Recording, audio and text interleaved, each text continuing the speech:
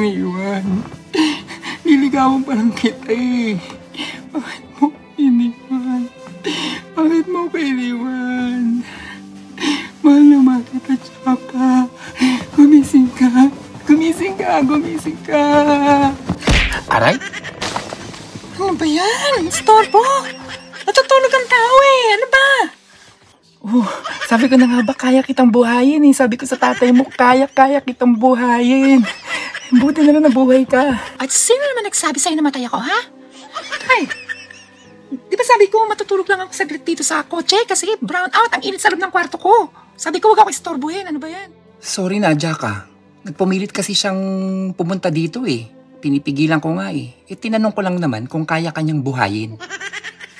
Ikaw, Jake, ha? Tigil-tigilan mo na yung panliligaw mo sa akin dahil ayoko magkaroon ng asawa na syunga-syunga. Huwag ka nang papakita sa akin, ha?